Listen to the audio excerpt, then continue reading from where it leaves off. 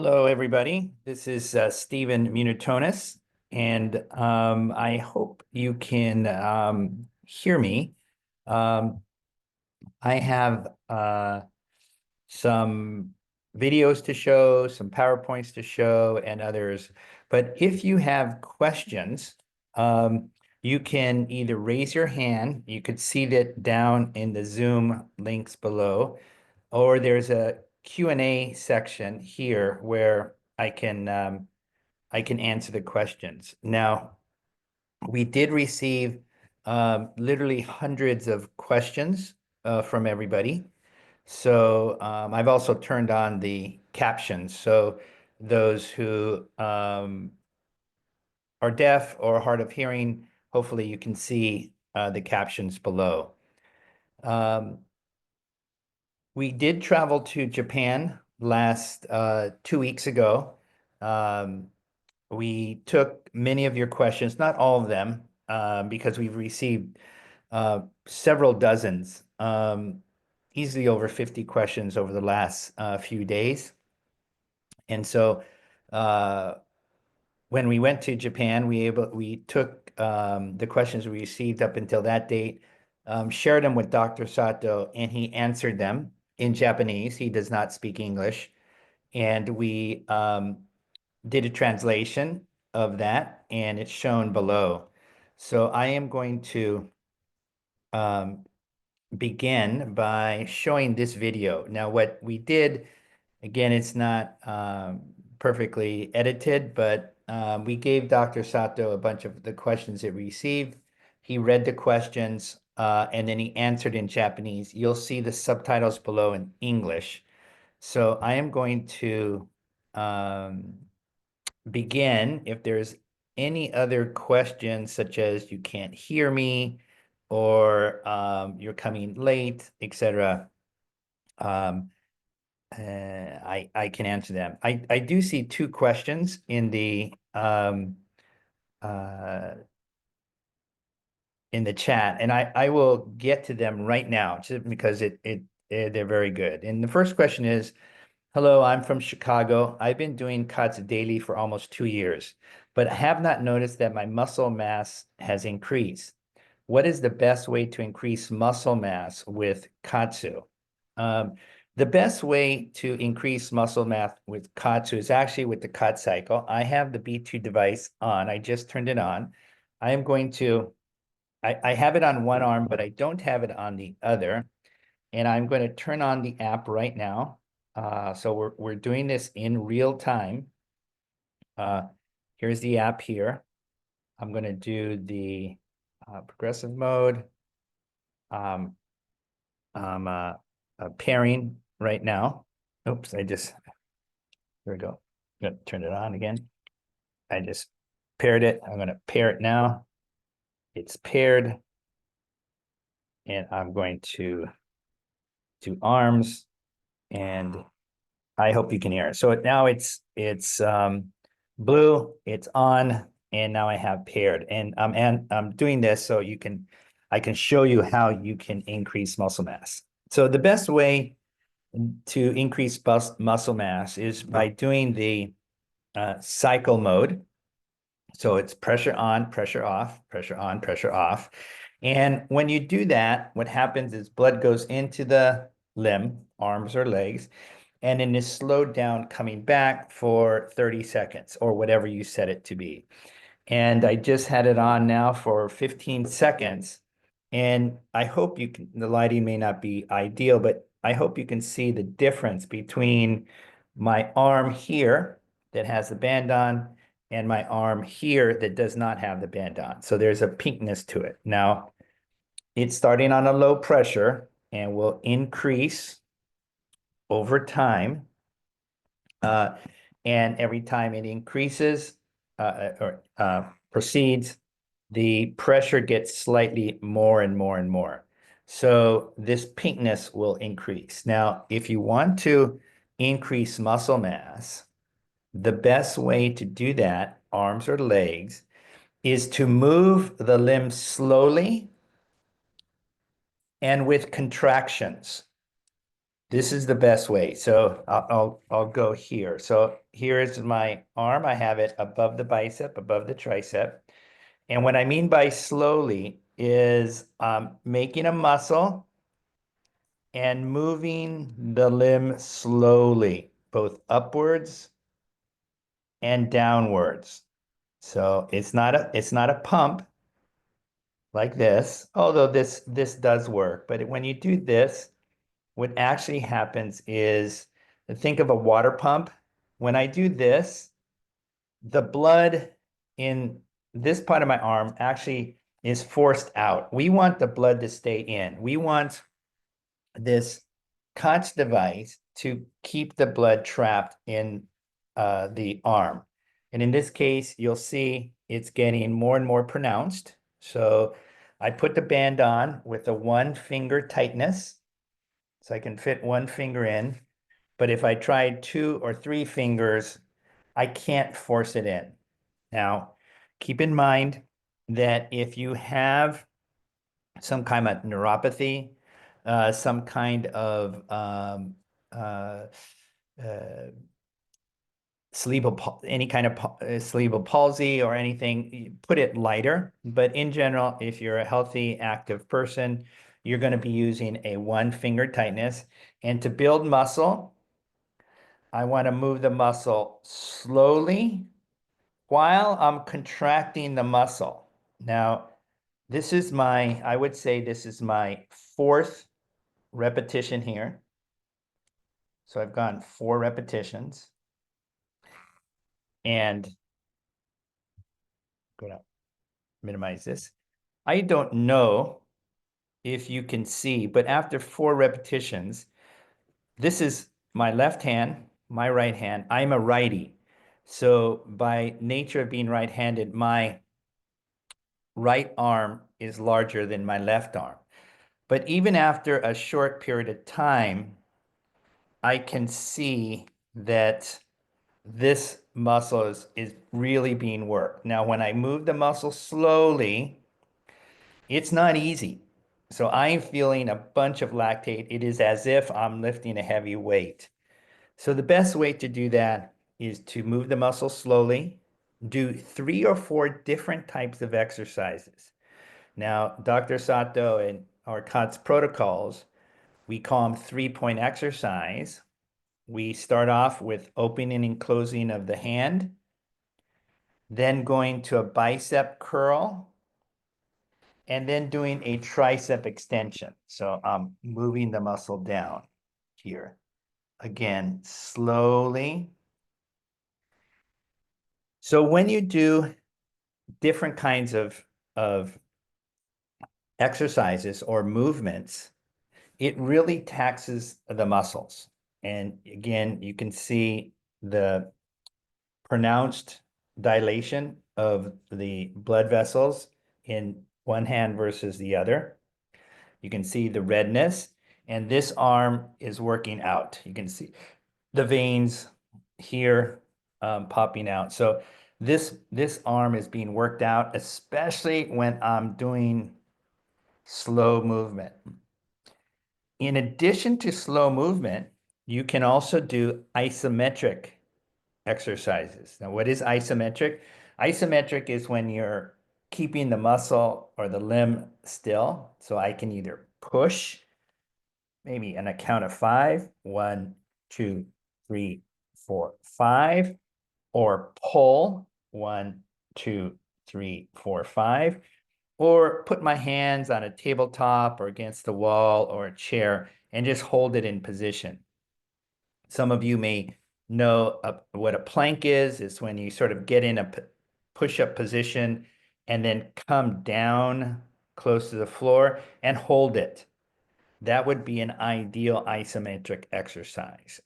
We have a lot of people who enjoy isometric exercises. Some of them would be wall sits. Some of them, when I do on an airplane, if I'm in a area where there's no one next to me, or they're not using the armrest, I will take my hands and push it against the rail. I mean, the armrest, not the rail.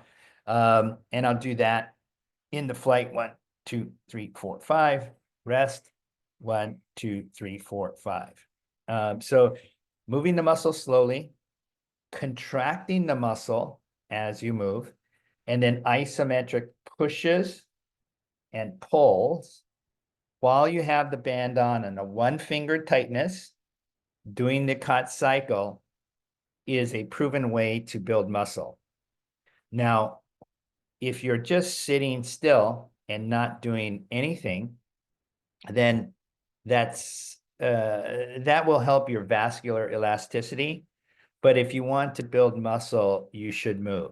If you're using it primarily on your legs, let's say going for a walk, while you're walking, try to do a little bit of bicep and tricep exercises as you walk. Really squeeze the muscle and get some lactate building up there. That's a good way. If you primarily are using it on your upper arms, but you want to go for a walk and you want stronger quadriceps, the muscle in the front of the leg, or hamstrings, the muscle in the back of the leg, or calves, or glutes, then you can walk while you have the bands on your arms. If you want, you can walk uphill, you can walk up and down stairs, you can walk on a sand, you can walk on something soft like a lawn, and this actually puts a little more stress on the muscle. The 3-point exercises in the upper body are hand grips, bicep curls, and tricep extensions. For the legs, you can do a variety of exercises. Some very basic are sitting down and doing heel raises or toe raises. If you a little bit more ambitious, you can do squats. Now, when you do squats, you don't go up and down, up and down, up and down very fast. Do them very slowly and controlled. And when you do them slowly and controlled, don't lock the knees. Lock the knees gives your body some rest. So with the squats, you want to go up and down at a slow pace and always keeping movement. And then with all of these exercises, you should do 3 or 4 sets. So the set would be, let's say I'm doing bicep curls. It's easy to see here on the video. I'm going to do 1, I'll do 2. And then when I literally can't do any more, it's just too tiring, I rest. But you rest for only 20 seconds, a maximum of 20 seconds. And why is that? When you rest for only 20 seconds, it does not give enough time for the lactate in the muscles to flow out. Lactate stays there. So within 20 seconds, I begin set 2. With set 2, you can go to your maximum and then stop. Rest for no more than 20 seconds and begin again. If you're doing KAATSU correctly and you're looking to build muscle, because that was the original question, your best way to achieve that is by doing more in set 1, fewer on set 2, and fewer on set 3. Then begin another set of exercises. So I could start with hand grips, and when the discomfort is there because of lactate, I rest 20 seconds, no more than 20 seconds.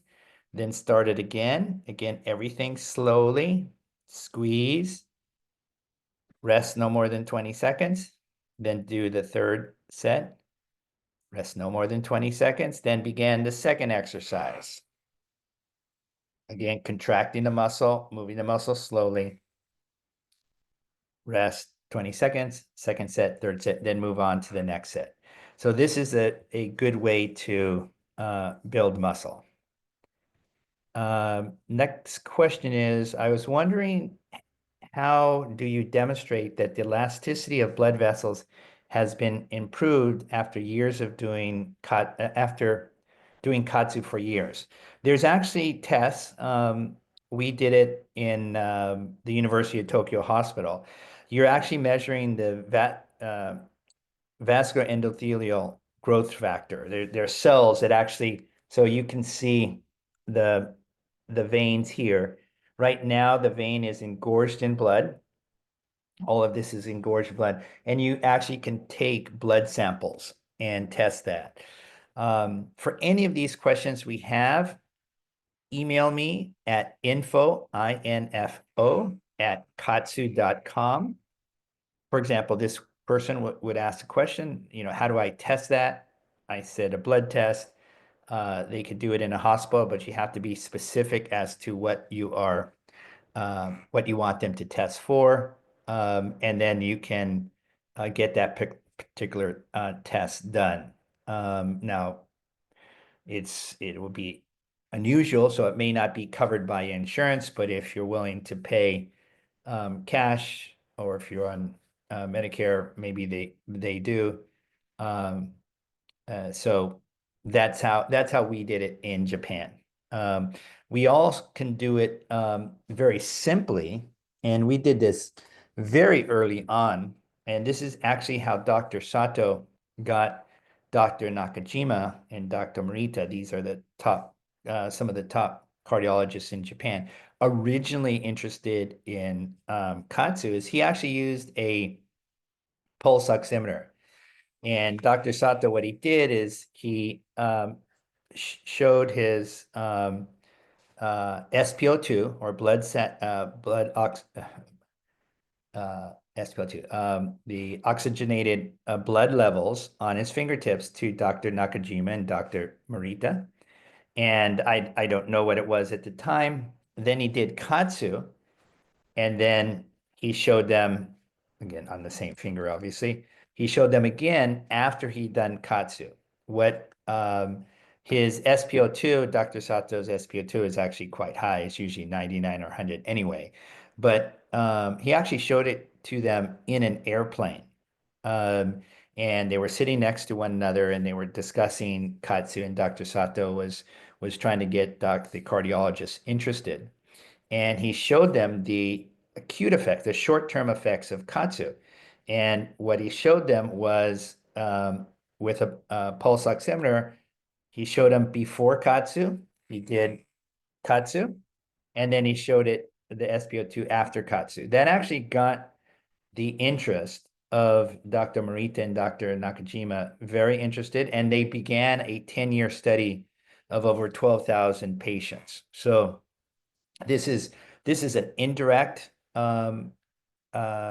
measure, but you can do blood samples and check biomarkers to see if your elasticity of your blood vessels have improved.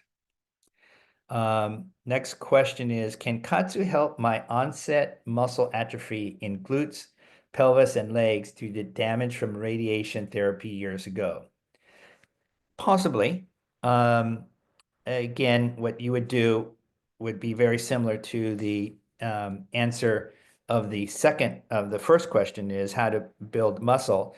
And we've actually, I myself have worked with patients, people who have had car accidents, had crushed pelvis, people who are paraplegic, people who have gotten accidents or being shot, and this has affected their musculature and vascularity. And so what we recommend for these patients is what I'm doing. The most important thing with KAATSU is to do it frequently. A lot of people want to use a high pressure. High pressure is okay, but think of your blood vessels as a balloon. And when you blow in a balloon and it's a brand new balloon and the rubber is rather tight, it takes some effort to expand the balloon with air. Your blood vessels are the same. When you wake up in the morning, everything's sort of stiff. Everything has been sedentary for 6 to 8 hours, and you start to move. And gradually, if it's a warm day versus a cold winter day, your body reacts differently. And same thing with KAATSU. We want to start off in a low pressure and then gradually increase. That's the whole purpose of the KAATSU cycle. You start off with the low pressure and gradually and very, very incrementally, bit by bit, the pressure increases. So the blood, and you can see sort of, again, I don't know about the lighting, you can see this arm, lower arm has KAATSU, the upper arm does not, and you can see the difference in color. What's happening here is I'm expanding the vascular tissue as I'm moving, because I'm talking with my hands or I'm doing some exercises with you in that particular question about glutes, your pelvis and legs. Do walking. Ideally, you're walking with some effort. It could be upstairs. It could be on a treadmill, walking at a slight angle. It could be walking on grass, on sand, up a hill, etc. Don't have to do a lot of vigorous, intense movement, just frequent, consistent movement. Doing a lot of what Dr. Sato calls quarter squats. So again, pretend this is my body and I'm doing a squat, not at 90 degrees. So this is my knee and I'm bending my body at 90 degrees, not there, but a quarter squat, sort of like a 45%.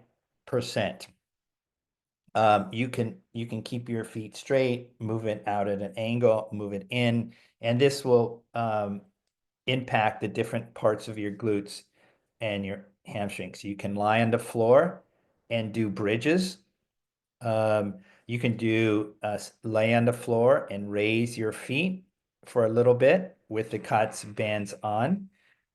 You could do side stretches, etc. Any kind of movement, just do it very casually at a slow pace, whether you're supine, lying down, whether you're vertical, or whether you're at an angle. An angle could be, let's say, some sort of wall sit where you put your back against the wall. You don't necessarily have to be at 90 degrees again. You could be at a more comfortable angle, and you just hold that for a little bit. These are some of the exercises you could do to for your onset muscle atrophy. You can also, while you're reading a book, while you're watching television, while you're at a computer, simply squeeze with the KAATSU bands on your legs, squeeze your thighs, squeeze your hamstrings, put a book in between your knees and squeeze that book together with your knees. Put your hands in between your thighs. Push out while you're resisting your legs coming in. Or so you're trying to force your legs in while you're pushing your inner thighs outwards with your hands. Any kind of movement while you're doing KAATSU is good and will help with the muscle atrophy. Um, there was another question about, well, there's a lot of questions about, can I use KAATSU with golf? Can I use KAATSU with uh, Qigong? Can I use KAATSU with yoga? Can I use KAATSU? You can use KAATSU with every movement you have.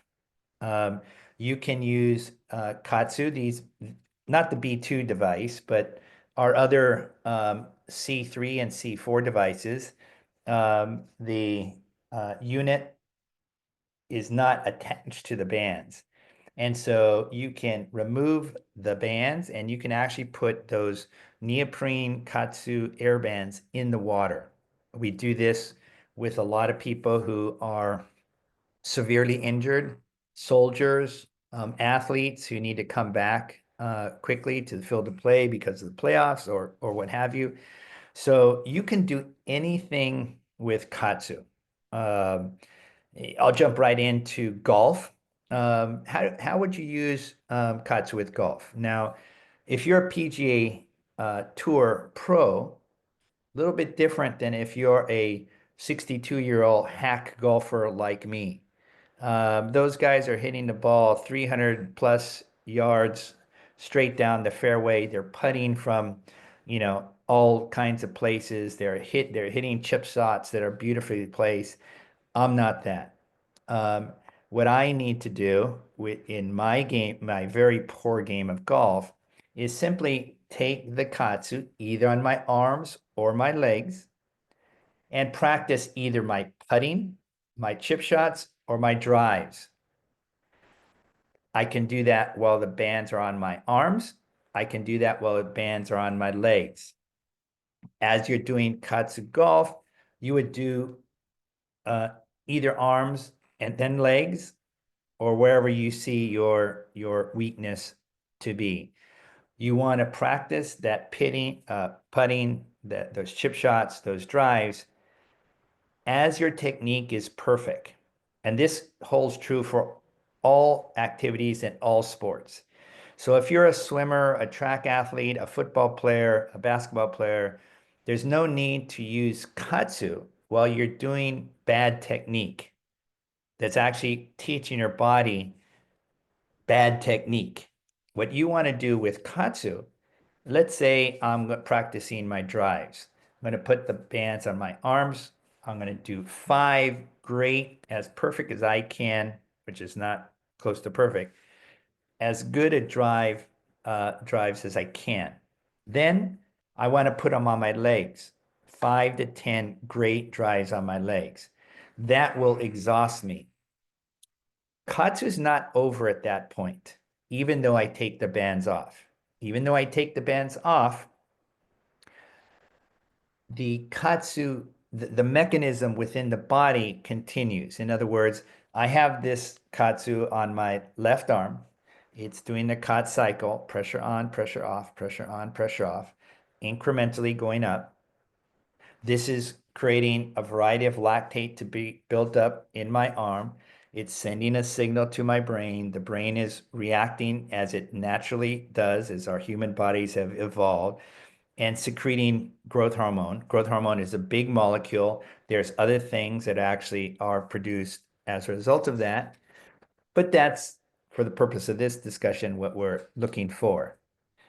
Now, I'm sorry, after I take the bands off, that phenomenon, that mechanism of the pituitary gland shooting out growth hormone, of my body producing everything from IGF-1, insulin growth factor, to nitric oxide, that continues even when I take my bands off.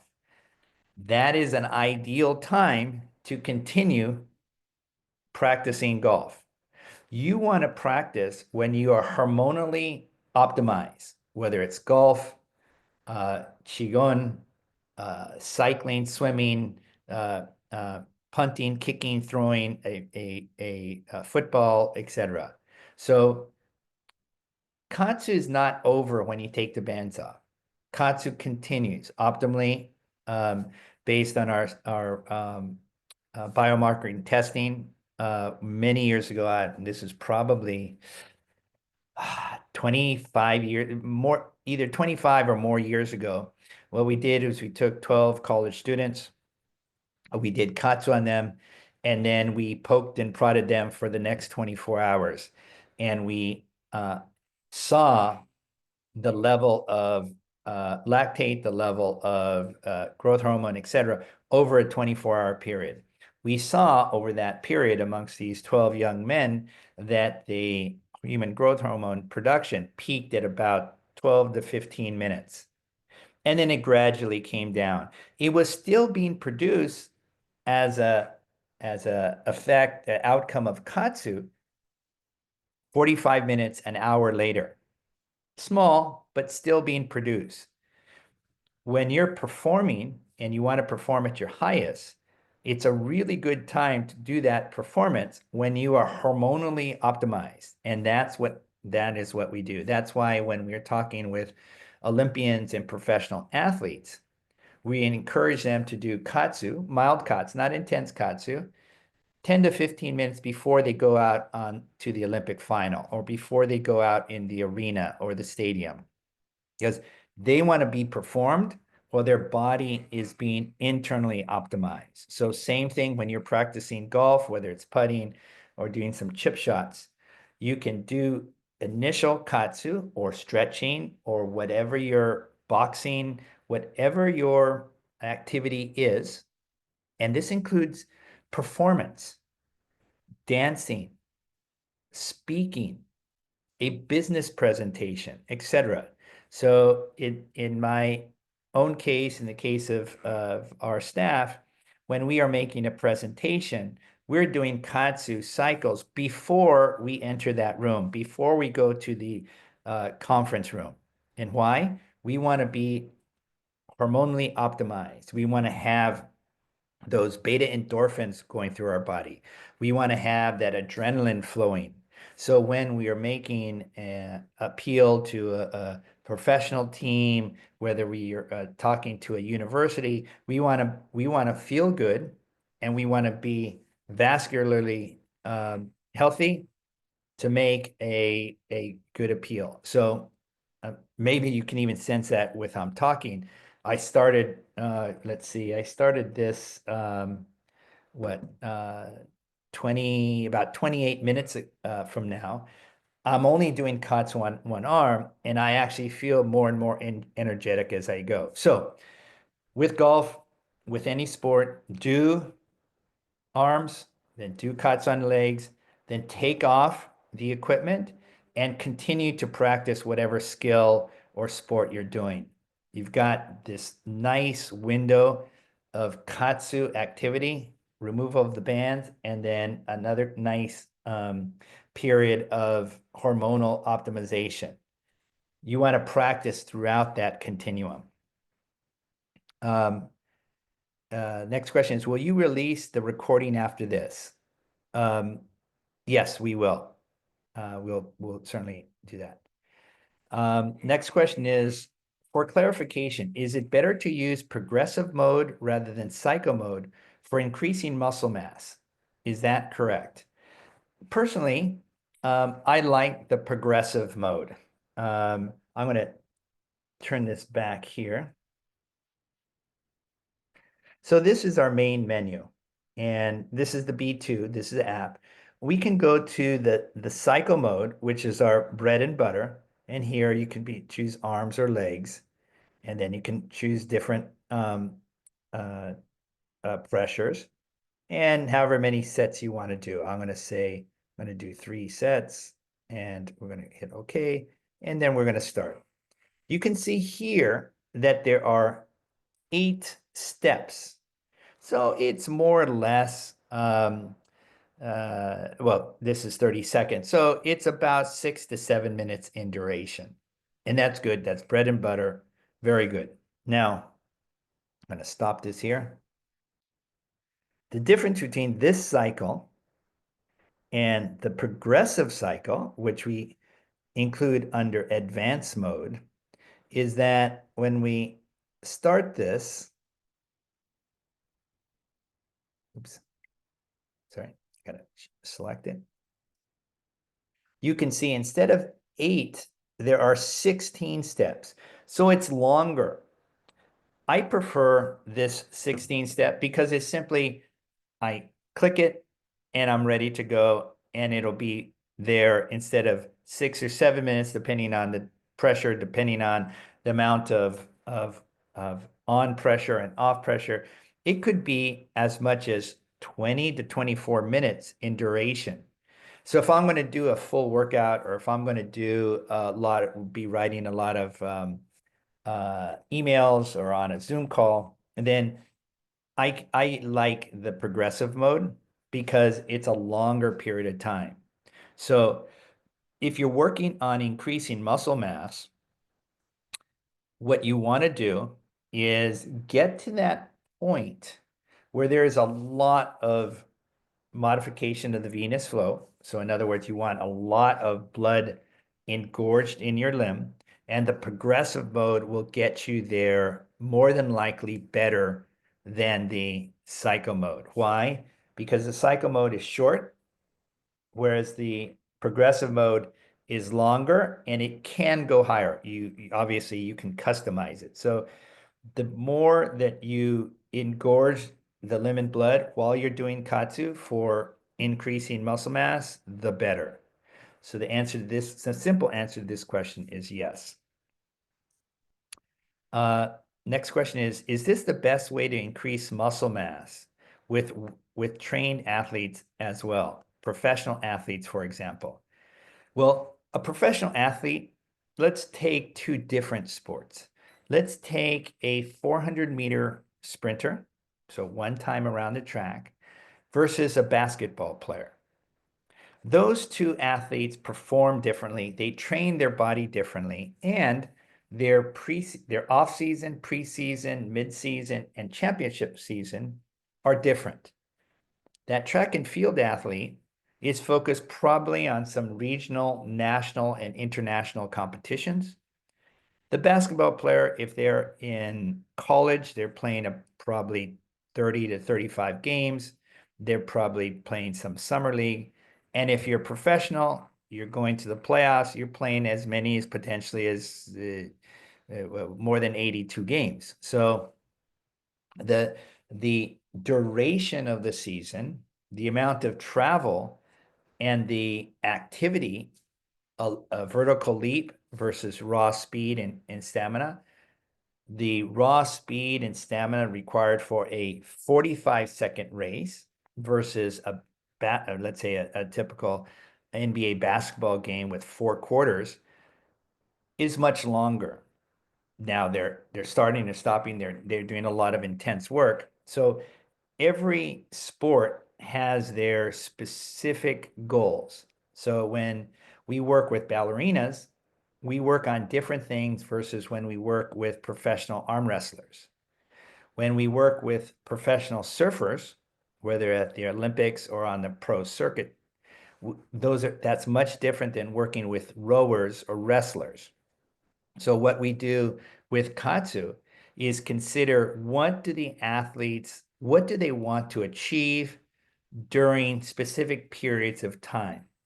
Let's say it's the off season. Let's say you're an NFL player or you're a swimmer like Michael Phelps. You're going to have an off season. Some athletes, maybe it's a Tom Brady type of person or a Michael Phelps type of person, their off season, they never get quite out of shape. So what are they going to do? Maybe they're vacationing in Hawaii. Maybe they're, spending time with their family. They'll be using KAATSU differently than in their mid-season or championship season, where they're fine-tuning their techniques, where they're fine-tuning different aspects of their game. Many sports require speed and stamina. And so when you're working on speed, for example, you don't want to move the muscle slowly. This is only for building raw power. But if you're a water polo player, if you're a wrestler, doing a bicep curl with KAATSU is less efficient than actually using KAATSU in the practice of your sport or activity. So let's say you're a baseball pitcher.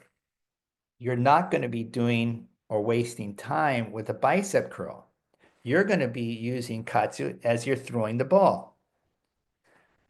I remember the very first NFL player we worked with was a punter. So what was wrong with the punter? The punter actually had hurt his hamstring. So our first goal here was to get that punter rehabilitated. And once he was rehabilitated and was recovering, then it was the ability for him to place his kick and then actually kick higher and further. So those kinds of things require specificity. And the good thing about KAATSU is you can be very specific with any kind of human movement. Myself and our staff, we've worked with, again, performance athletes. We're talking people who are singers, rock and roll, who actually have concerts of 2 and 3 hours. Uh, I don't know if you've seen uh, uh, many of the major artists, but they are really in good shape. They have to be. They're performing on stage for long periods of time. We can work with those people to be able to sing well and move well and dance well as they're moving around.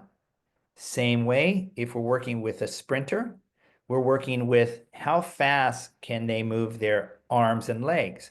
Well, in this case, doing very slow movement is not what we want to focus on with KAATSU. What we want to do with KAATSU is actually moving their arms fast, or with a water polo player, shooting the ball in the water, having fast hand speed, or a hurdler, getting the front leg over and the trailing leg over. All of these require a very specificity of movement. Sorry about that. And so with KAATSU, we look at the athlete, we talk with the coaches, we understand what the athlete wants. If they're a basketball player and they're less capable moving to the left versus the right, if they jump higher off the right leg versus the left leg, then we adjust the pressures based on the movement that's required in their activity or sport. And so yes, if we're building raw speed at raw strength in certain times of the year with athletes, then we will actually do slow, controlled movement while they're contracting their muscles. But not all athletes need that. Some of them actually need it's more important to have power versus strength.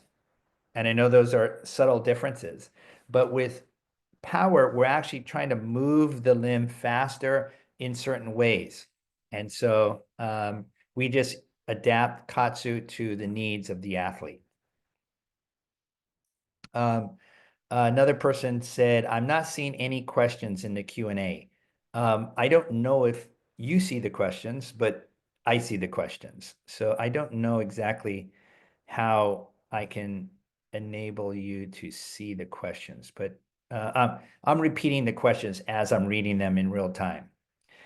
The next question is, do you ever use light weights when you do the slow movements? I personally don't, but many people do. You can use light weights. You can use light resistance. That could be bands of some sort. It could be a rope of some sort. It could be some kind of maybe you're doing a farmer's carry. Maybe you're carrying something or pulling something. It could be some kind of weight machine when you're doing a rowing action. So increasing the resistance, in light loads is fine. Now, the previous question was, do professional athletes do this? Sometimes we have the professional athletes lift with heavy weight. That's okay. But see, they're under a very specific program. It could be, for example, bobsledders. It could be strongmen. Different sports require different things. If you're a strongman or you're trying to push a 700-pound bobsled, these are very specific movements that we can use heavier weights to help the athlete get better with KAATSU. But in general, if you're a person over the age of 40 with KAATSU, doing these slow movements with light resistance or lightweight is actually very ideal and good. Next question is, how many sets of the cycle program are optimal? I don't know, to be honest, because every person is different. It depends on frequency. It depends on the amount of tightness on the band. I'm going to actually move this band to my right arm now, so I can get some additional work on my right arm as I'm talking. I would say if you're an average person, not a performance artist or a competitive athlete, and you simply want to maintain a muscle mass, I would say anywhere from 3 to 6 cycle sets is good. And I would do that daily. And if possible, I would do that on the arms and the legs. Now, in the case of my 90-year-old father, he is he's weaker on his legs than his arms. His arms are fine, but he's got a hip problem. So working the legs for him is better. So doing more cycles on the legs, let's say 6 cycle sets per day, is better than him doing 6 cycle sets on his arms. I think he just prefers doing cycle sets on his arms because he uses it in his kitchen. And it's quite easy for him to actually throw on the armband. With his leg bands, he sort of has to sit, up in the chair. He's got to put the bands on. So those are usually done when he's, in the living room or moving around the house. So it depends. I would say the goal for most people to do KAATSU is to do it at least 5 times a week and at least arms or legs every one of those days. Ideally, you want to do arms and legs. So you want to work your upper body, your lower body. You can also work your core as you are sitting down. Now, unfortunately, I tend to slouch. This is not good. My wife, my mother, my daughters, everybody tells me that. So I should be sitting up straight in my chair while I have my KAATSU leg bands on. That's not easy for me to have my shoulders back, my spine straight, sitting up straight in a chair with a good posture. But if I did, and I had my KAATSU leg bands on, this would absolutely be working my core very well as I'm working, as I'm reading, as I'm watching stuff, or even sitting at the table, eating dinner or conversing with my children. Next question is, I have some veins close to the surface on both thighs. The right one is worse. They do not appear lumpy or out of shape. Is it safe to use the KAATSU bands on my upper thighs? I am 74 and I'm looking to improve my peripheral blood flow. So the only place that you use KAATSU is on the upper arm and upper legs.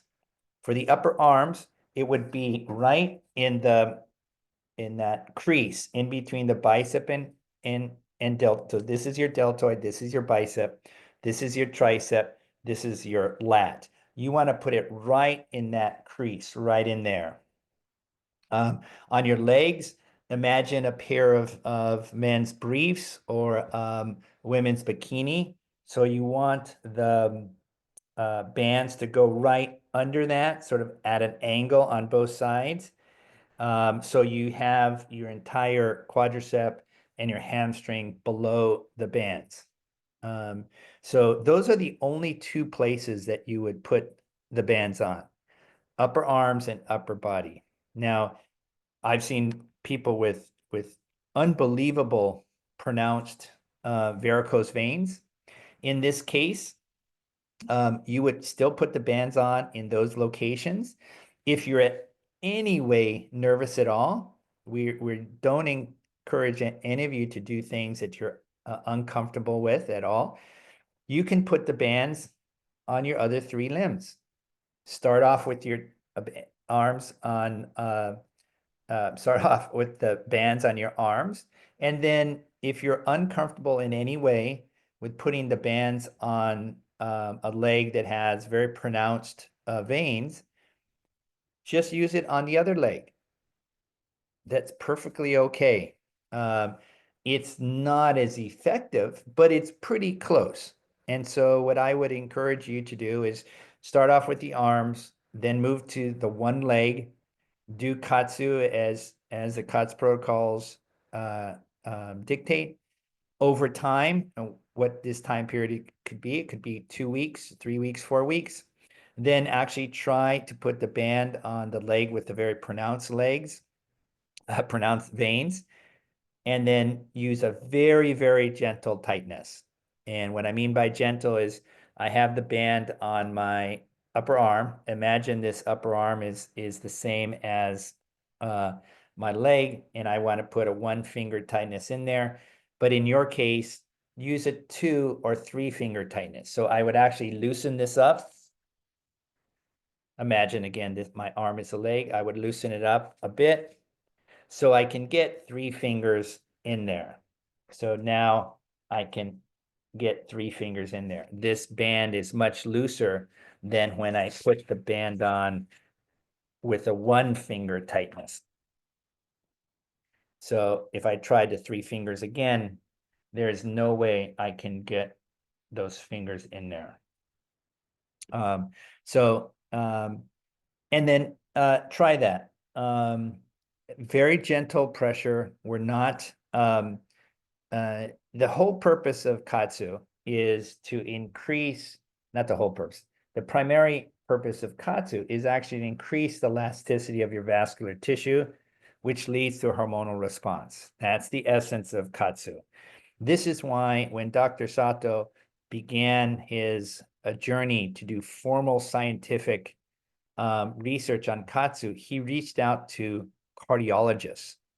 He didn't reach out to an internist, an oncologist. He didn't reach out to a sports scientist. He reached out to cardiologists who know the vascular system quite well. Now, they brought in a variety of other specialists, but this was his vision that he saw very early on, and the research actually proved him to be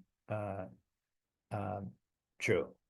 Next question is, I started KAATSU months ago in the lowest settings. Now I'm using cycle in the most intense setting.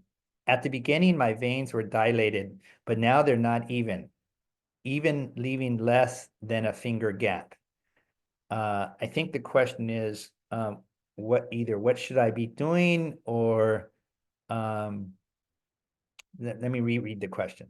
I started KAATSU months ago in the lowest setting. That's good. Now I'm using cycle in the most intense setting, which the highest setting. At the beginning, my veins were dilated. So in the beginning, when she was using KAATSU in the lowest setting, her veins used to pop out. I'm going to turn this KAATSU on so I can actually,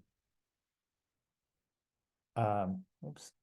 So we can see really what this person is talking about.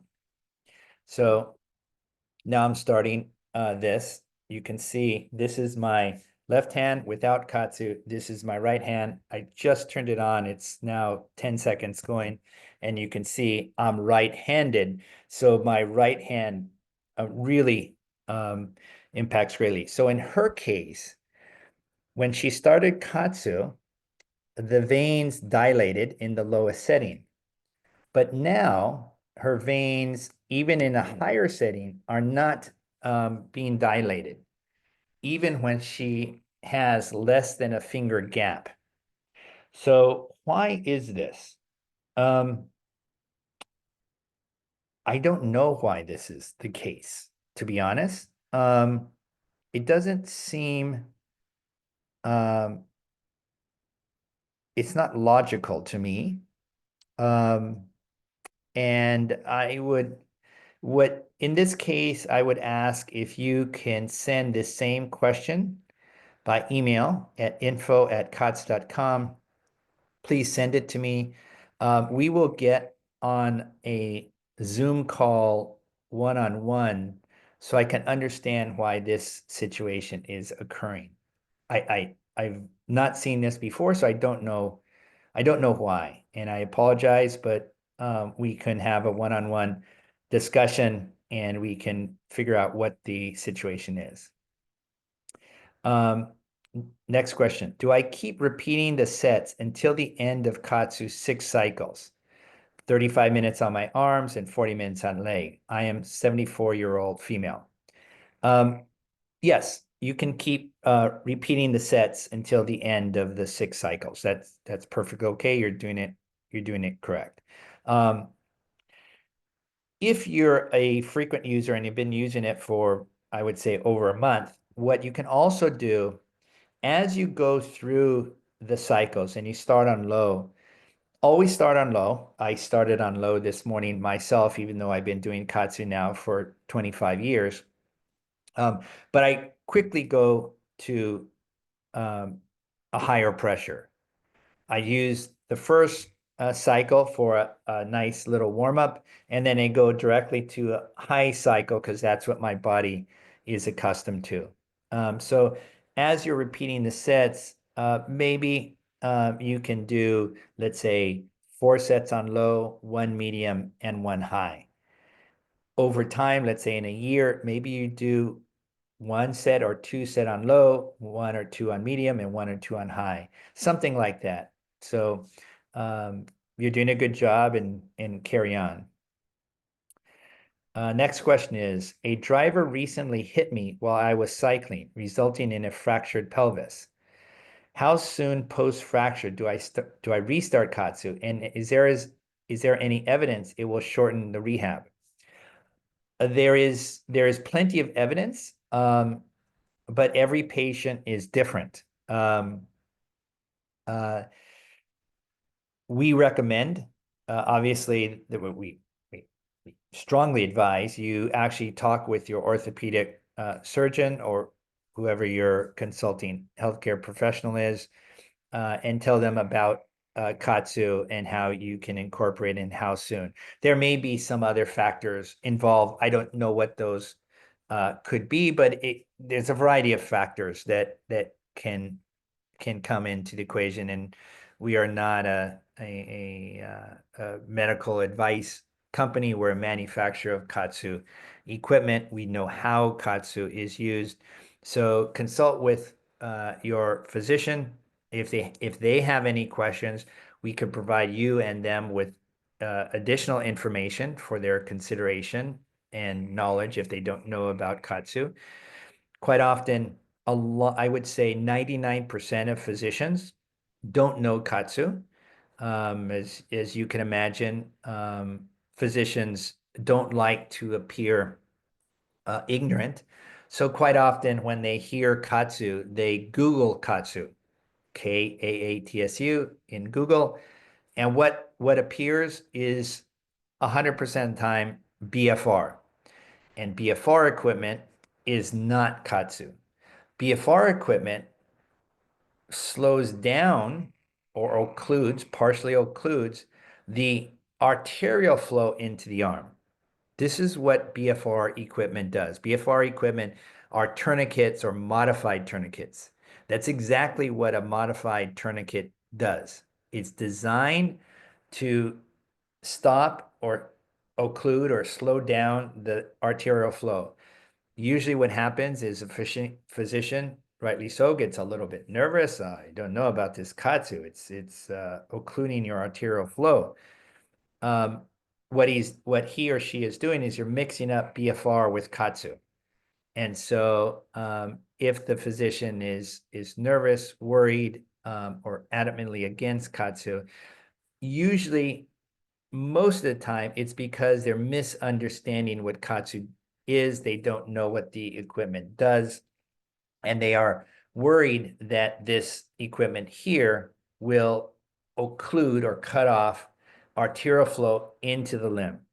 But as you can see, it's just visually that this arm does not have KAATSU, this arm has KAATSU. There is no way that this cuts off arterial flow into the limb. If so, this hand would be whiter, grayer, bluer than this arm. That is what a tourniquet does. It cuts off blood supply to the limb. So sometimes when a physician, or many times when a physician first hears about KAATSU, they Google KAATSU, they hear BFR, they see a tourniquet, and they go, no, that you should not do that. What we like to do is educate the healthcare community about what KAATSU does and how it does it. Once they know that this is not, that the arterial flow, the blood that's going from the torso to the limb is continuing, and that when there's cycle mode, it's simply slowing or modifying or slowing down the blood flow back temporarily, so anywhere from 20 to 30 seconds temporarily, and then releasing completely. So once they understand that mechanism, then the physicians usually say, okay, tell me more. Why is that beneficial? And there we follow on with this research that we've done since the mid-1990s has shown that KAATSU does A, B, and C.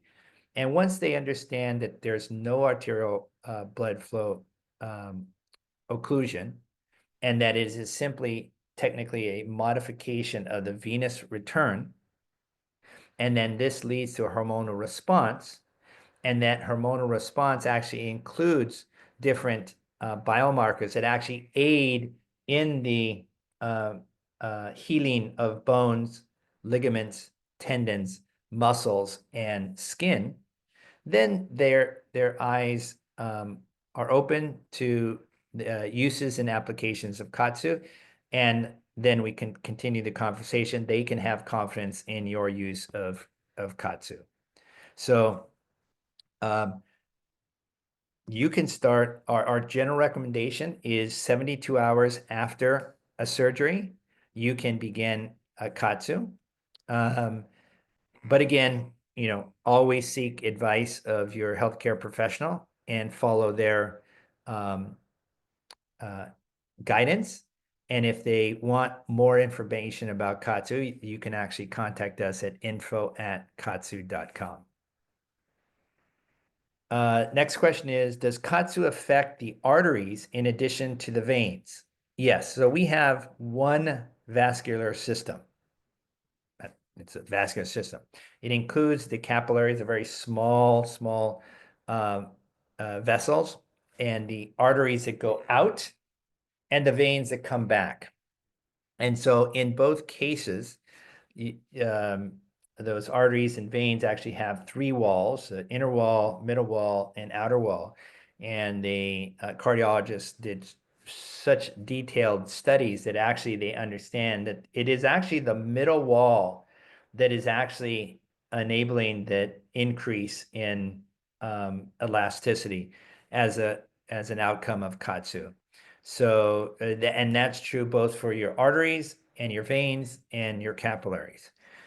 We did a test, we did a research project, I'd say 2004-ish, where we put KAATSU on, I think it was 10 or 12 older women, post 60, put KAATSU on their legs. They just sat, they continued to do KAATSU cycle, and then we measured their subcutaneous blood flow across their forehead. And lo and behold, as Dr. Sato had predicted and had previously shown, their blood flow in their forehead increased. And that was in 2004. So at the time, that was a pretty revolutionary a study, and we've done many more since then in half MRI machines and using other research methodologies. I submitted a question in advance and would like to see the video. You are making us wait until you answer questions submitted right now. Seems unfair. Okay, then I will stop because we have literally hundreds of questions that are here. Literally many. So I will actually show the video per this question, and I'm going to share my screen. And Dr. Sato speaks for 43 minutes. It's and he's answering the questions that you have prepared ahead of time. I will not do the PowerPoint presentation that I had prepared simply for the lack of time. And so here is, sorry, I had it set up and I'm getting it ready here. I'm going to share my screen. And here's Dr. Sato.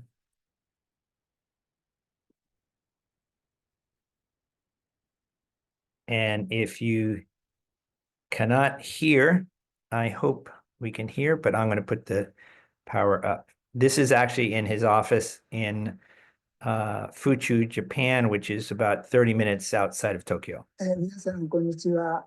私は加圧トレーニング発明者の佐藤でございます。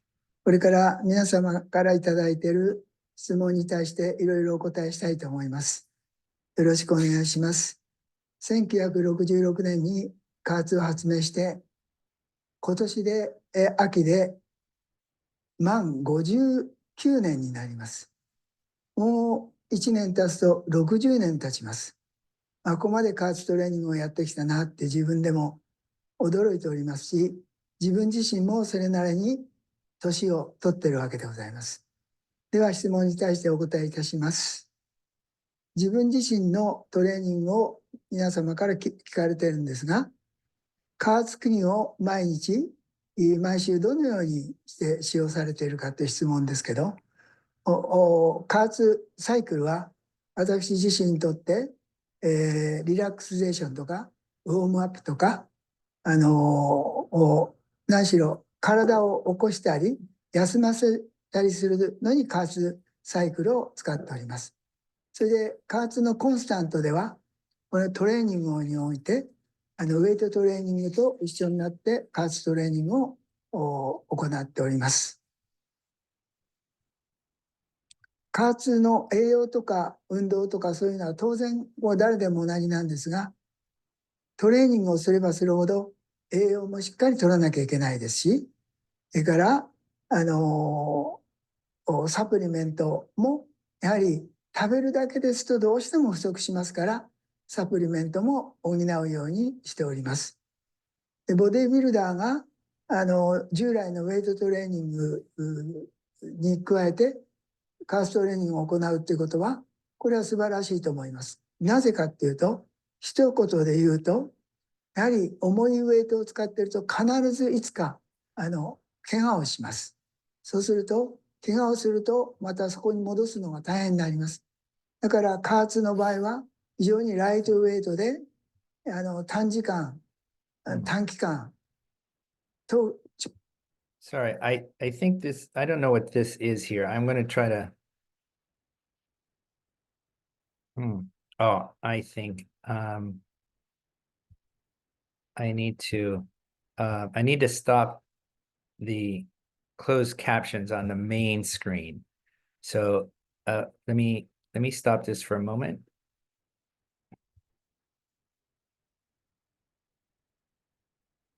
Okay, let me try that again.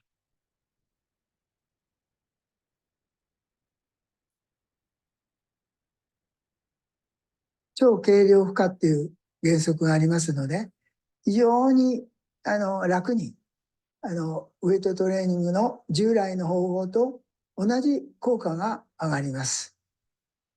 でKAATSUトレーニングのは筋力を増強するかということがあるんですが、それについてはやはり回数によって違うんですね。増強させるためにはワンセット目をやはり20回から30回前後ある程度頑張ってできるKAATSUをしながらですよ。KAATSUをしながらできる回数を重さを選びます。そうすると3セット4セットではシングル回数、要するに5回とか4回になるはずです。そうすると必ず筋力は増強してきます。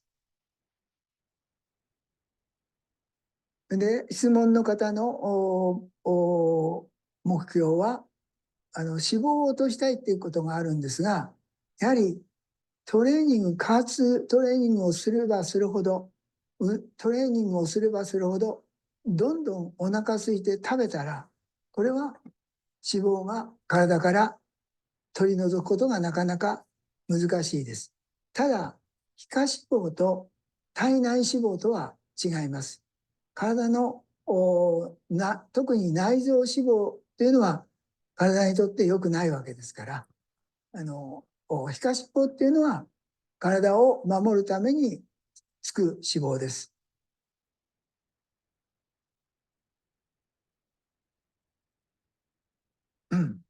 次にKAATSUトレーニングの従来のウェイトトレーニングの筋肉へのグルコースってありますが、特に例えば糖尿病ダイアビティーズっていうことを言われている方はKAATSUをすることによって、筋肉が糖を燃やします。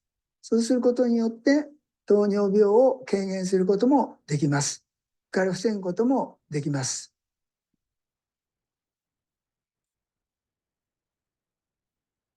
加圧トレーニングの先ほど言ったように、前後の栄養は、これは当たり前で、当然、トレーニングすればするほど栄養は取ってほしいんですが、ただ、タンパク質、プロテインは、どこで、どの時間に飲んだ方がいいかっていうのは、やはり運動する、トレーニングをする、加圧トレーニングをする、やっぱり3時間ぐらい前。要するにプロテインが消化されて吸収される時間を考えなきゃいけません。だからお腹が空いた状況で、トレーニングをしても効果は上がりますけど、やはりいい効果は望めないです。加圧はがんっていうがん細胞ということをお気になってるんですが、やはりがん細胞っていろんながん細胞があります。ですから全てに対してオールマイティじゃなくて、やはりこう考えてください。がんにかかる人、かからない人、がんウイルスに侵される人、侵されない人。例えば、ハイスクールぐらいの年齢の方、若い方は、がんになる率は少ないです。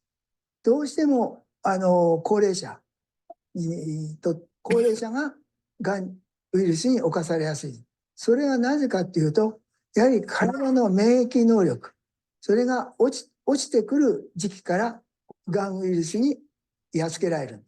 がんウイルスはどんな方でも全てできております。僕自身もがんウイルスが体にはあるんです。だけどそれが成長するかしないかの問題で、だから成長させないようにするために常に自分の免疫力を増強して、それでがんウイルスをやっつけるように考えております。日夜加圧をやっております。それで自分自身は加圧をやることによってがんウイルスをやっつけてるんだなって一つの大きな自信が得られるんですね。まだがんに関してはこれからもっともっと研究しなきゃいけない要素だと思います。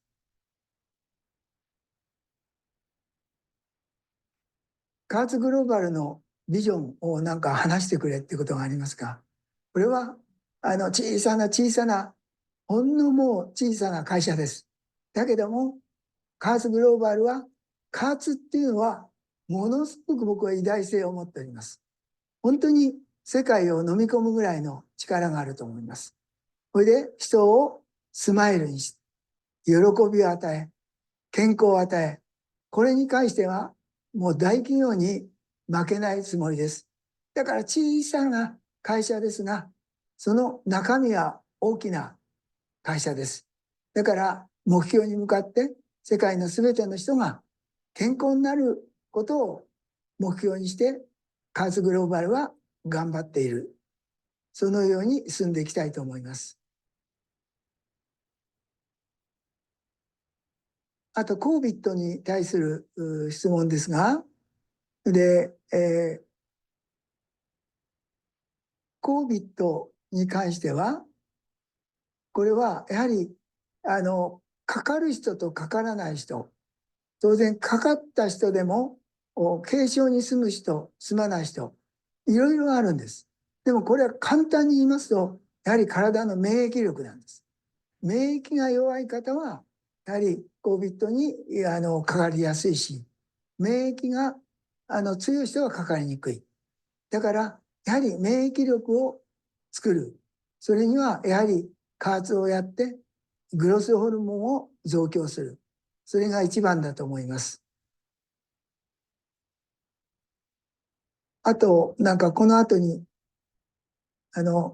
ドクター・サトが細いウエストってあるんですが、やはり細いウエストを保つには、やはりこのボディビル式ダイエットっていうのが必要なんですけど、あまりにもそれを頑張りすぎちゃうと体を壊しますから、そのウエストを細くするっていうよりも、そのウエストのとこのアブドミナル、筋肉を発達させて、それで少し脂肪があったっていいわけですよ。だからどうかそういうことで、腹筋のアブドミナルトレーニングをぜひ行うようにしてください。あと、加圧と血糖値ってあるんですが、当然加圧トレーニングをすればするほど、当然糖が燃えます。だから常にエネルギーっていうのは必要です。だからすきっ腹、お腹が空いた状況で、加圧はあまりやらないように、少しバナナでも何でもいいですから、食べながら加圧トレーニングをやるようにしてください。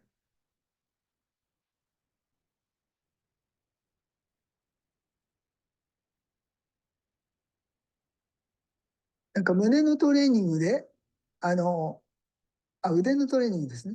腕のトレーニングをやった時の、その、加圧の、このピリピリするような痛みと、足はあまり来ないっていう、それは何でしょうかって質問なんですが、腕っていうのはものすごく毛細血管が多いんです、数が。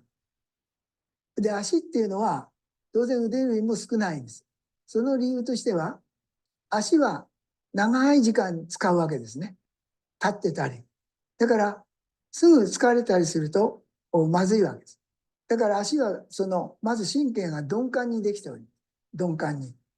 要するに鈍い。ところが、腕の方は、もう指先にしてもすごく敏感にできております。だからまず、腕の方の加圧をすると、ピリピリピリピリくる痛みを感じます。で、足の方は、それほど腕みたいには感じません。それは筋肉量の多いっていうことも一つの要素なんですね。だから腕がピリピリきて、足が腕みたいに来ないっていうのは、これは何ら問題はありません。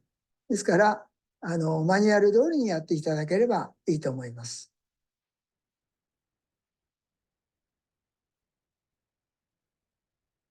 40歳の方からの質問なんですが、なんか C3 を毎日使われてて、高サイクルモードで2年間使っておりますと。で、常に低圧でワンセットから始める必要があると思いますかっていうクエスチョン、質問で。当然、人間、毎日毎日、その日その日で眠って朝起きると、僕でさえも血管っていうのは弱くなって、どんなに加圧をした方でも、もう一日で変わっちゃうんですね。だから、その時には、僕なりの低圧、僕は自身は低圧の圧から徐々にサイクルで上げてって、ウォームアップして、それでかなり強い圧で、検査するでしょ。真っ赤になった状況で指をやって、白くなる。白くなったのが赤くなる。それは正常です。止血ではないですから。だから、そういうのをチェックしながら、から常に低圧からやるようにしてください。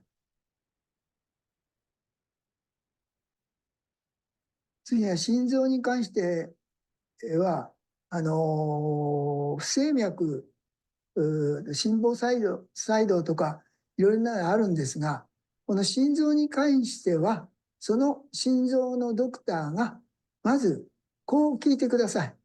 例えば、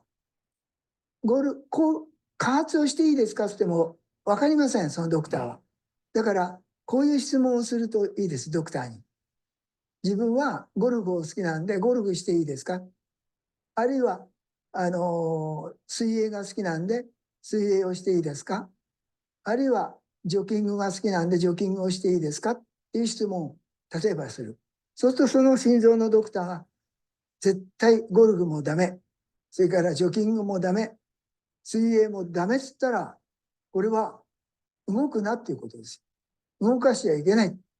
ということになると、加圧といえども、もしやることによって、専門のドクターがそこまで言ってるってことは、それはドクターと相談しながら、加圧っていうのはこういうもんだってことを説明しながら、加圧メディカルドクターが逆に話さないと理解してくれないと思います。だから、ドクターのまず指示を仰いでください。から次はジムでのウェイトの使い方ですか？おハンドル付きの要するにチューブのことですね、これは。ね。チューブか。ウエイトですね。そうすると、加圧トレーニングは、どこでも誰でもが手軽にできるっていうことが大事なんです。常にジムに行ってやらなきゃいけないってことはないんです。旅行先でもホテルでもどこでもできます。そのためには簡単な、このチューブの、弱、中、強のチューブの太さがあるでしょ。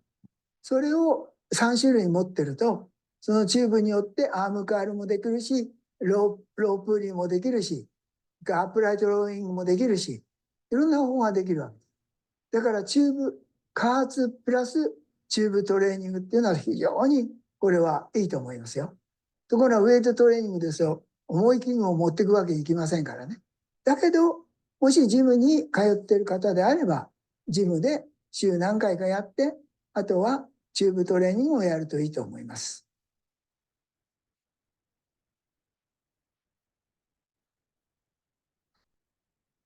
あと、バンドの装着ですね。加圧バンドを使用する時間。これはマニュアル通りにやってください。必ず。コンスタントでやった場合は、グローバルのデバイスは10分でシャットダウンします。なんで10分でシャットダウンするかというと、安心安全を考えてるんです。ところが、BFR のラップバンドなんかでやったら、もう10分どころか20分、30分ってやり続ける。それは大変危険を伴います。止血の、原因になります。血管を締めちゃって閉じちゃうわけですね。これは絶対使用しないで、マニュアル通りを使うようにしてください。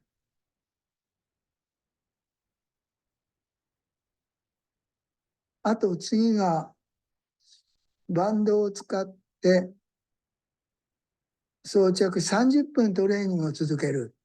これコンスタントでやったんでしょうかね。それがちょっとわからないんですけど、サイクルであれば30分可能なんですが、コンスタントで30分っていうと、もうかなりきついと思います。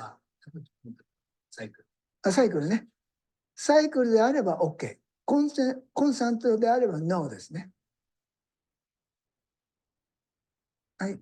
次は効果と筋肉の成長を持続高めるに時間の経過とに。当然そうです。ロー、ミディアム、ハイってありますよね。ロー、ミディアム、ハイ。そうすると、どんな人でもローから始めて、どんなアスリートでもローから始めて、血管を強くしていく。で、だんだん血管が強くなって、いけば、当然 SKU は上がってきます。で、僕でさえも、朝の SKU と夕方の SKU は強さが違うんですね。それだけ朝はやはり血管が眠ってから起きている状況ですから弱くなっております。だから決して昨日高い圧、高い SKU をやったから今日もその圧でやろうっていうことはしないでください。また徐々に下から上げていって高めていくようにしてください。次があれですね。トレーニングが血管の弾力性を高めるので、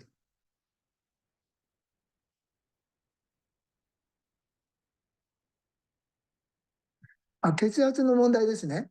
血圧は、これは当然、血管にいろんな、I'm sorry, everybody. The translation seems to have stopped about 2 questions ago. I don't know why. This is a technical difficulty. You can see we've gone through 18 minutes of Dr. Sato answering some questions, but he continues on for 43 more minutes, but for some reason, maybe with just that section. I'm going to try it again, but again, I apologize. I'm going to move forward, see if the translation keeps up with his audio. 足の方に、体液がシフトします。地球上はワングラバティっていう圧がかかってます。かかってても足に関すると足の方に体液が溜まってくるわけですね。そうすると脳の方の血流がそれだけ足の方に行ってますから少なくなる。そうすると脳に対して要するにI apologize that the translation is not keeping up with Dr. Sato. But I have all of these questions. Um, I'm not quite sure what let me stop this because it's not even close to keeping up with what he's saying. So these words here, it actually was quite earlier. I think Dr. Sato answered about 35 questions or so. What we're going to do is I will simply take those questions and translate myself what Dr. Sato is saying. It probably will take a little bit of time because there's let's see, I'm going to stop this here. There's 57 more people that have questions, and some of those questions are more than one question. So I apologize for that. I want to go back to where we were. And I want to, let me see, where were we? I was sorry, Raymond. Is it Raymond? No. Rich. Sorry, Rich. Rich, if you could retype your question. So we can get to your question as a top priority. I can do that. You can just type it into the Q&A, and then we can go on if that's okay. I see all the questions here, so Rich, if you said it was quite unfair, I agree. And so if you could type in your question, I can get to that. So I'll wait for that, Rich, and then we'll carry on. And I apologize for the AI translation was simply not keeping up. I don't know why. I'm not a this is not my area of expertise. So I will continue on. Next question is, I have a hard time as the cuffs slip down my legs when moving, standing especially. There's two key points here. We specifically do not use the word cuffs. And the reason why is a blood pressure cuff is a tourniquet. A tourniquet keeps blood out of the limb. That is why we don't use the word cuffs or tourniquet when we're describing or designing anything with KAATSU. It's a band, and we call it a pneumatic band because the band fills up with air. And then I'm actually going to put this band on. And this is a very, very important part of KAATSU, which very few people understand or even sense. And let me go here. I'm gonna. Okay, this band I have here, and now it's inflating. You can sort of hear it. But if you look at the band in this direction, and again, this is at low, you can see that the band is oval shaped. This is critical to why KAATSU does not see how it's should I put it at the right angle? It's oval shaped.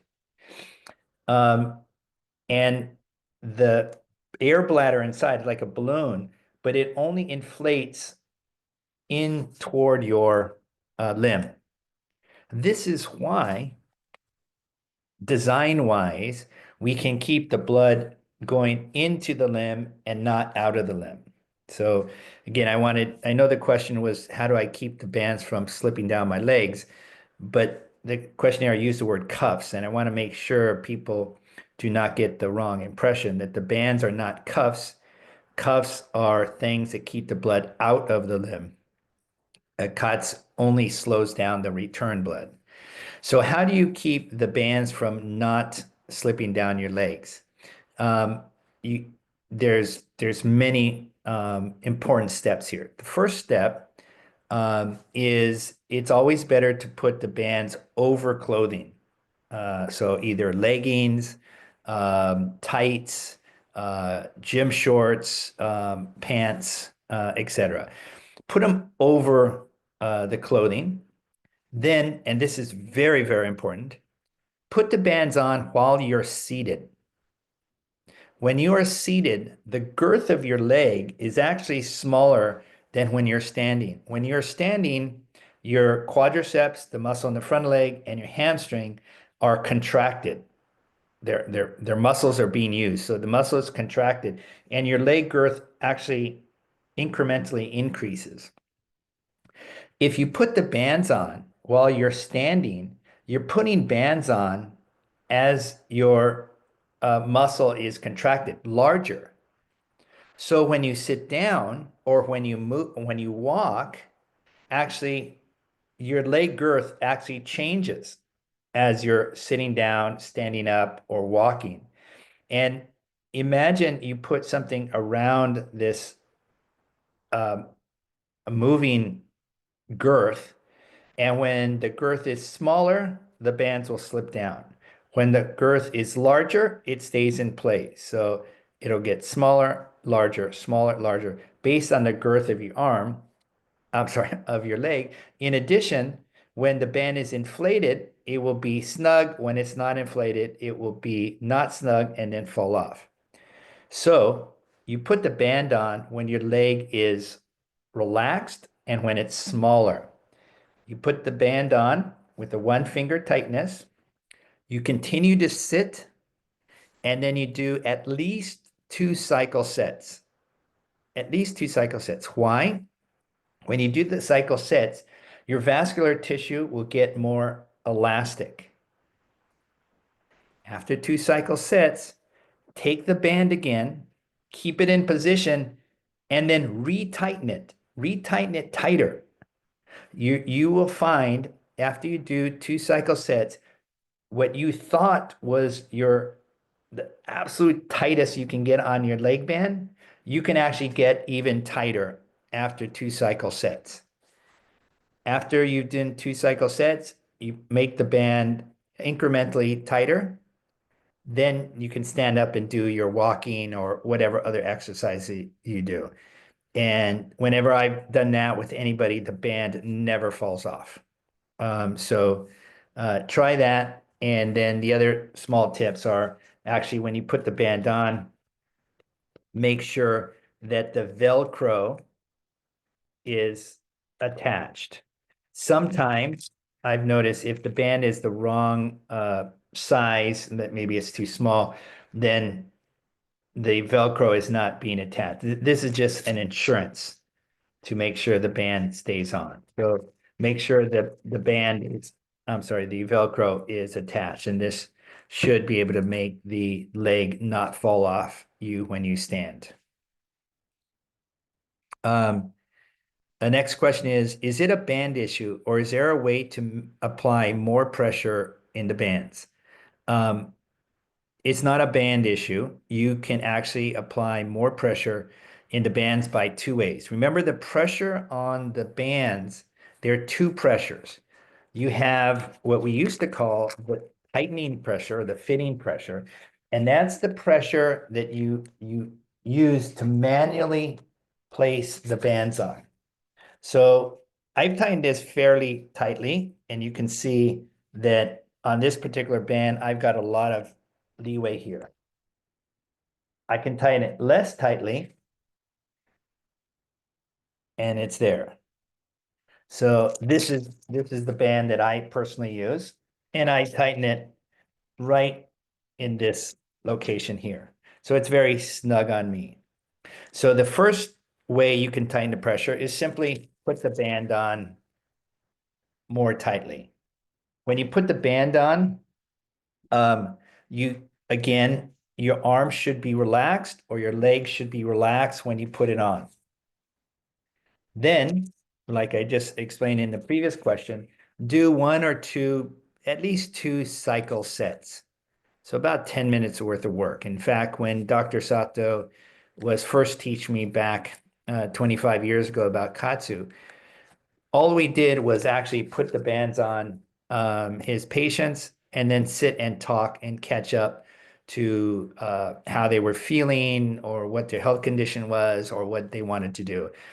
In that time that we were doing chatting and catching up, he was actually doing cut cycles. And this was with manual. We didn't have the pneumatic type back then.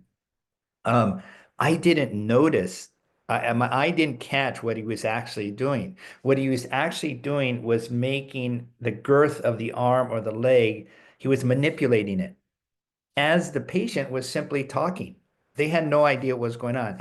It took me a while for me to understand what he was doing. So in the same way, when you're by yourself, put the band on at appropriate pressure, whatever that is, and then do one or two cycles, then re-tighten the band.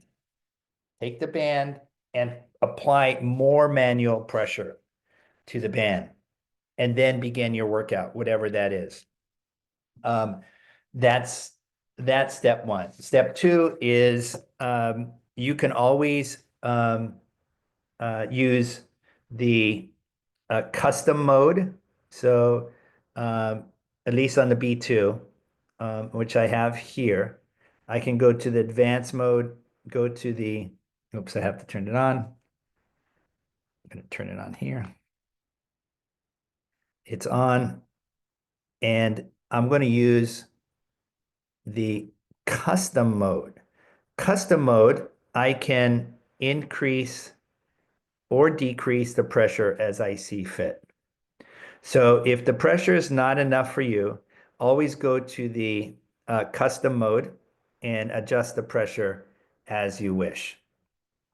Those are the two ways you can do it. Now, if the band, let's say, is just uh, you know, just right for you, and you want it tighter, put on a sweatshirt. Put it over pants. Put it over some kind of cloth or clothing. And so if I have this on and I want a tighter fit, well, guess what? I can just put on a jacket.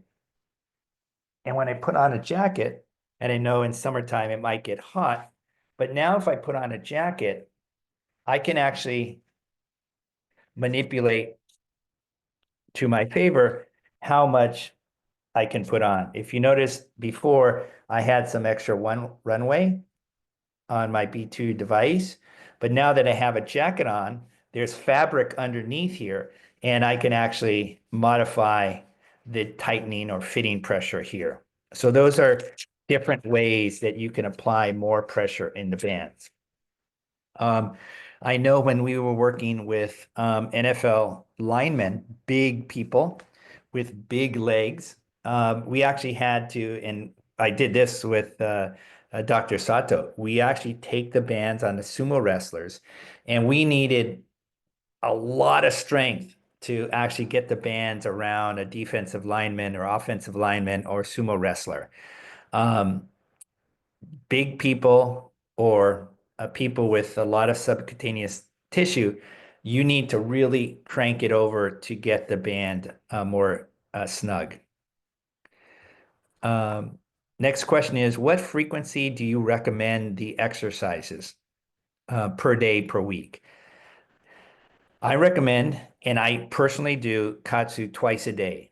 Now, I do it very casually. I do it while I'm typing emails. I do it while I'm in teleconferences. I don't necessarily do it when I'm out walking or exercising in any way. In fact, I don't do strength training exercises. I don't do push-ups. I don't lift weights. I don't do any resistance exercises. What I do is KAATSU as I'm doing micro movements. Micro movements are mostly typing on a computer, holding holding a phone, or doing demonstrations. But I'm never lifting weights. But I'm doing it twice a day. And so that could be brushing my teeth. It could be combing my hair. It could be moving stuff around my office. I'm always doing, I'm always moving when I'm doing KAATSU. Um, any kind of movement, walking around the office. I don't like to sit if I'm in a long conversation. So I'm usually pacing back and forth. Perfect time to use KAATSU, either on the arms or legs. So my answer to your question is, what frequency do you recommend per day or per week? I recommend at least 5 times a week. Dr. Sato and myself do KAATSU 7 times a week. That doesn't mean we do KAATSU intensely every time we do it. That means we're actually just doing KAATSU. In Dr. Sato's case, typically he does KAATSU 3 times a day. But 2 of those times, he's doing KAATSU as he's sitting in his office, reading, conversing, teaching. The third time that he does KAATSU in any given day, it's usually when he's working out, when he's actually trying to um, uh, build muscle or on his Stairmaster.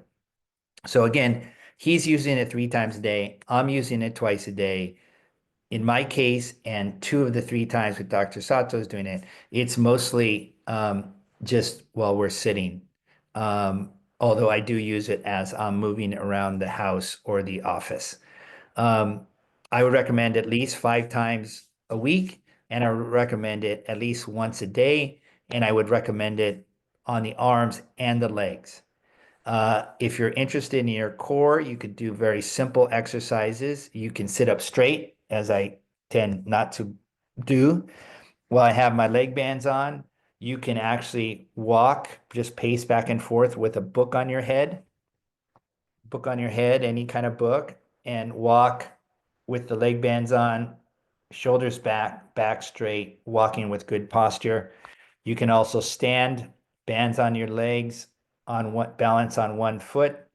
Do that as long as you can, then switch to the other leg, balance on one foot. This is really, really good, especially for older men who have poor balance or a decreasing ability to be very balanced. It maybe had a knee injury or a hip injury or what have you.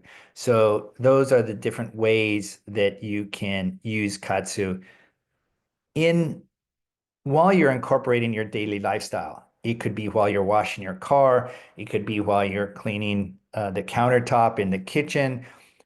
Folding clothes is a great time to do KAATSU.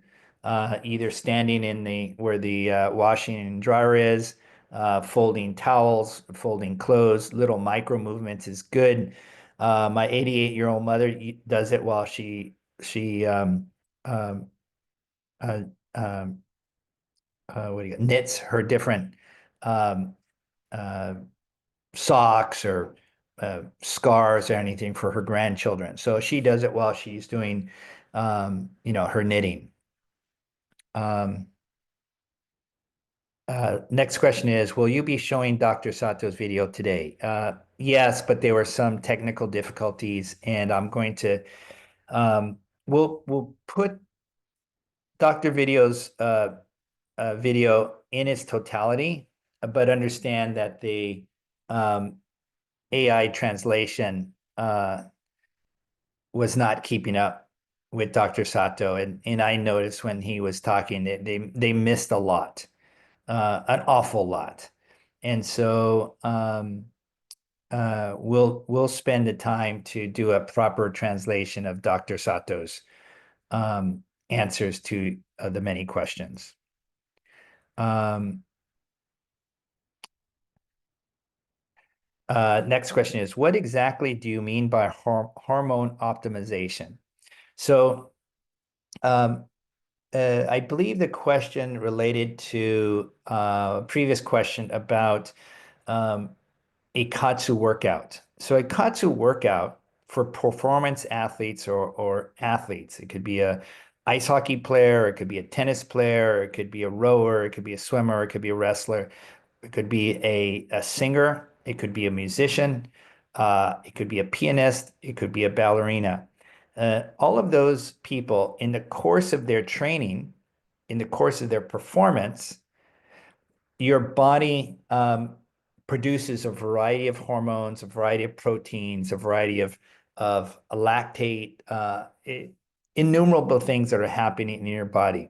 When you're seeking peak performance in training with KAATSU, your body peaks at the secretion of growth hormone 12 to 15 minutes after you stop KAATSU. So in other words, when I have the KAATSU on, lactate is building up in my muscle. That signal is being sent up through my central nervous system to my brain. It hits my pituitary gland, and the pituitary gland then secretes growth hormone. That's the process of which KAATSU works. Now, when I take off the band and when I stop KAATSU, the hormones continue. During that period of time when the hormones are continuing and peaking or getting greater, that's what I call optimization, hormonal optimization. During that period of time, if you're a performance athlete or artist, you should be doing your training. There's no need to take off the bands and stop your training. So if you're a basketball player shooting free throws and you take the bands off, continue to shoot free throws for the next, 12 to 50 minutes or whatever you want to do. If you're a musician and you're working on a new piece on the guitar, piano, whatever, that's an ideal time when your body is hormonally optimized, or when the amount of hormones that are being secreted by your body are at its highest, to be training the body to do different things. I'm going to look if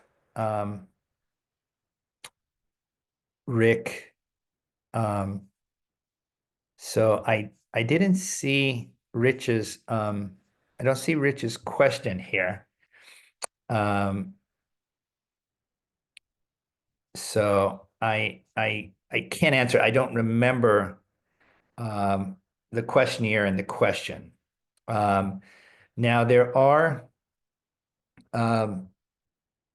there's a lot more questions that have been coming in. There are now 65 questions. I can continue to do this until 2 o'clock my time here in California, which is 11 minutes from now. So I will just continue to answer as many questions as I can. And I'm going to try to copy all these questions because all of them deserve to be answered.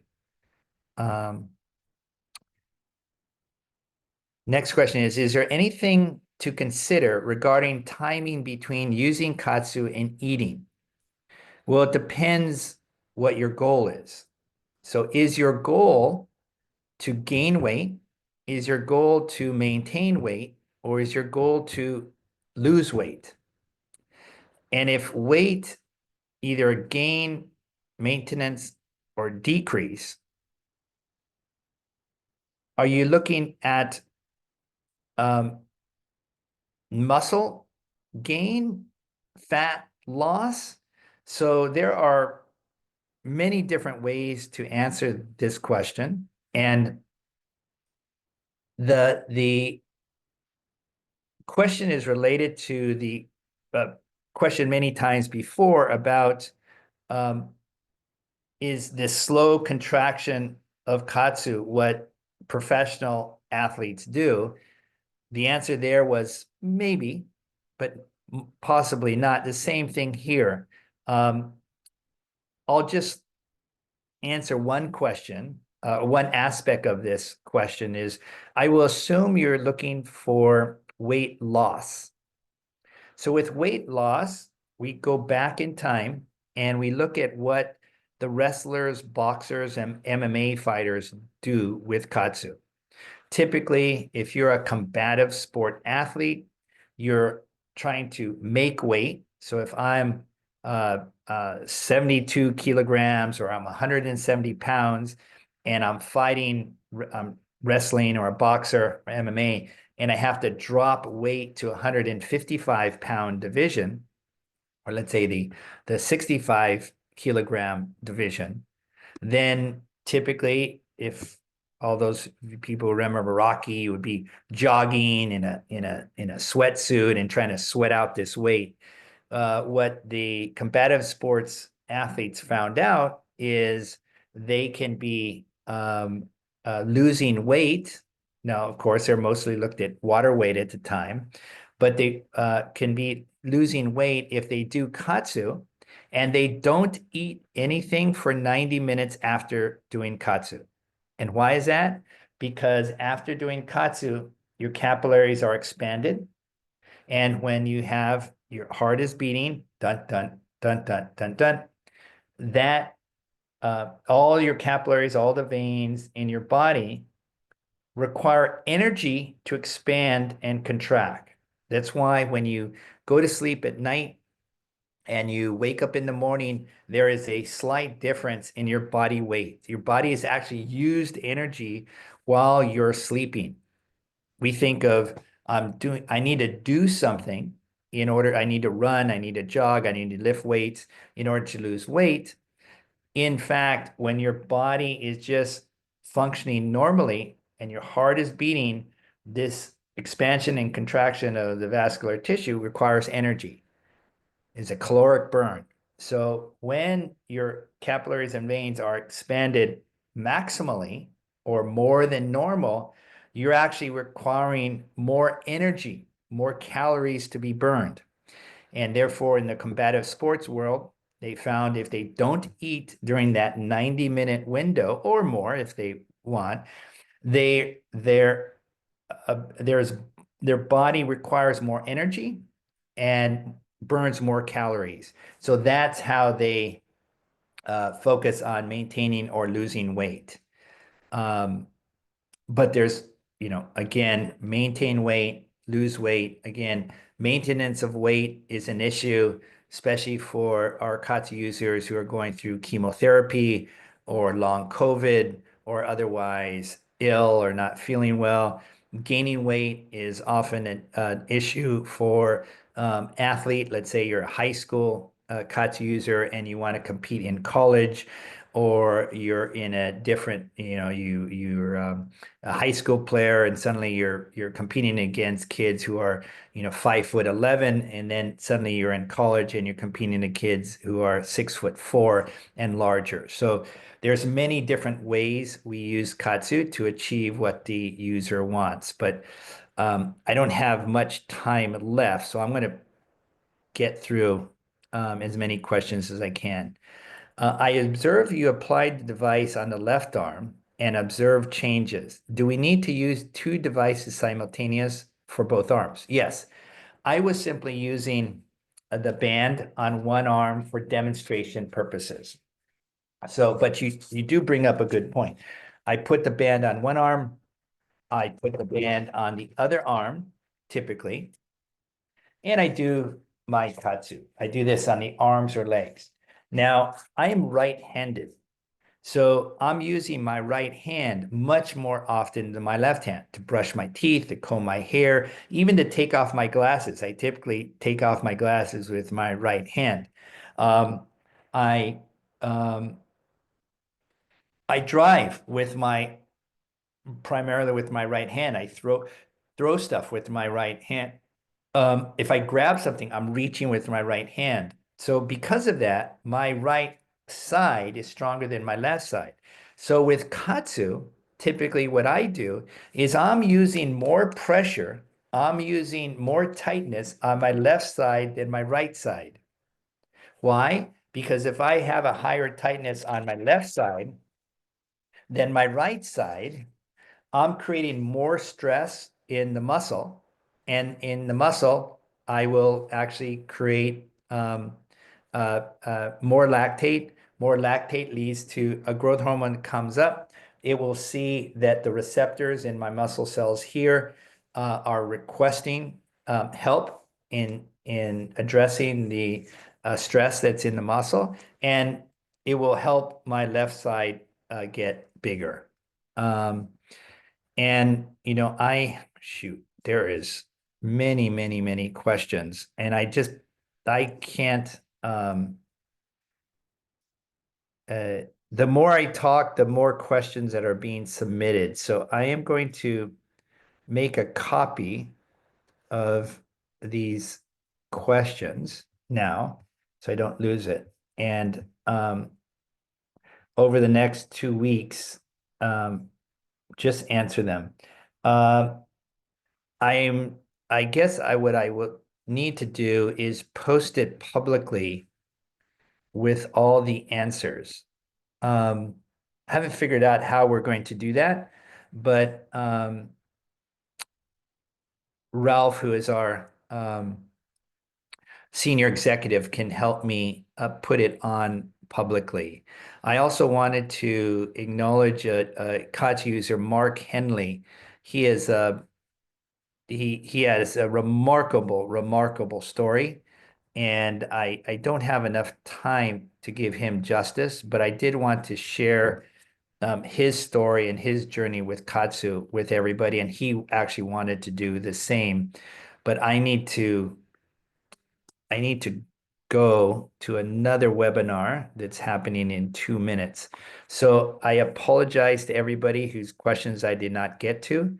We will post this online, and based on the number of questions, there's several more hours of discussion to continue. So thank you very much. Thank you very much for your uh, questions and interest. And I apologize if I did not get to you. Um, I just have to go to this next webinar. So thank you very much again, and we'll see you soon.